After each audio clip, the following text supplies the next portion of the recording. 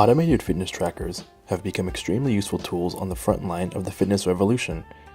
It's used as an aid and data collector, but also a motivator. Hillary Smith, a former high school athlete, has been using her Fitbit for over a year. Yeah, I always did sports growing up, but towards the end of high school, I stopped doing sports. So I wasn't as active as I was when I was, younger. And after you're sort of not active for a while, it gets to you and you probably don't feel as good. I don't think I realized it, but I didn't really feel that good all the time. And, I didn't eat horribly, but I didn't really think about it. I just never really thought about it. Smith was looking for a way to help her regain some level of the fitness she had in high school, and happened upon Fitbit by chance. I remember looking in a magazine in our apartment. It was I feel like it was like an airport magazine or something. And I saw an ad for Fitbit, and that was about 2 years ago. And then I was like, what? It tracks everything. It can track your sleep, your distance. It tracks everything. And I was like, wow, this is really awesome. And you just keep it as a bracelet on your wrist, and it looks really nondescript. I think what I liked about it was that you couldn't tell what it was. I like that it just has dots. So I wanted that, and my parents got it for me for Christmas. And since then, it really gave me a way to look at how active you are throughout the day. And alongside, if you keep a food journal with that, it just lets you know exactly what you're doing. It also lets you see what your friends are doing too, which personal trainer Stephen Ross uses as a tool for him and his clients. I think the biggest positive with the wearable is probably that it makes you compete against yourselves, and in some cases, like with the Fitbit, you can compete against other people as well. So for instance, I have some clients that have a Fitbit, and all of us are linked up together, so they're my friends on Fitbit. What we can do is I can see how many steps that they have, they can see how many steps that I have. So with that regard, some of my clients are like, hey, I want to outstep you today, and I'm on my feet all day long, so I'm knocking out 20,000 steps pretty regularly. So for them, that's a really good incentive to oh, Steve's got 20,000 steps, I want to get 25,000. Or something like that. So I think in that regard, it's a huge positive. I have a hard time giving it much negative feedback at all. I think if there's any excuse for people to get out and exercise, then there's no real downfall of that. He, however, doesn't see them as mutually exclusive and cautions people not to pick one over the other.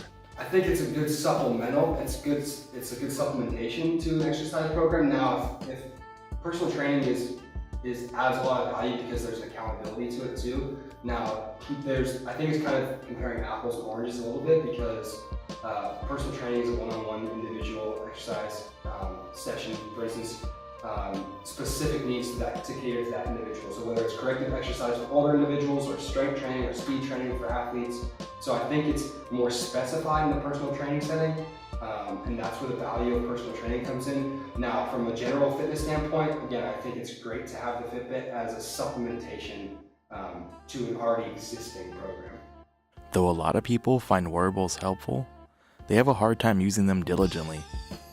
Teresa Wang, in a report for rockhealth.com, detected a stark drop-off in usage rates for wearables, where after the first 6 months, just 25% of people continue to use them.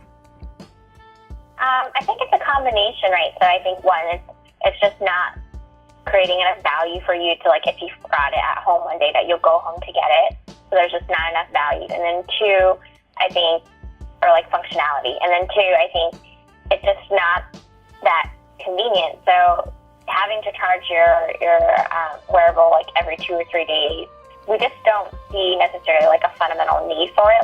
Today, if we forget our phones, we 100% will go home to get it. I don't think it's been integrated in our lives enough yet. But I think for the most part, it's a matter of creating value, because I think once you do have enough value, a lot of these concerns go away.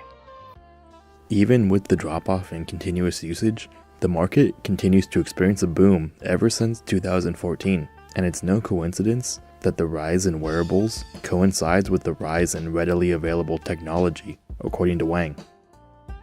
If you think about a lot of the technologies that go into wearables, a lot of that wasn't around even 5-10 years ago, right? We didn't have smartphones in every single person's hand, or more than 60% of the world.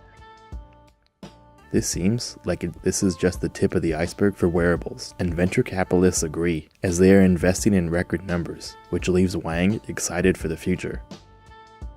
market's going to consolidate, so we're not going to have we're not going to see like a continuous wave of new companies trying to enter.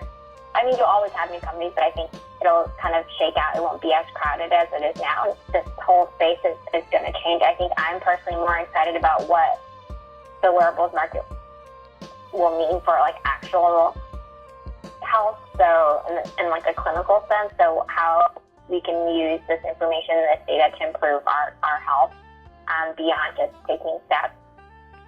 Wearables may have a bright future, but for Hillary Smith, the present is plenty bright, at least for what they have done for her and her fitness. It gave me this way to actually visually see the progress you're making or not making, and I think that makes a big difference for a lot of people.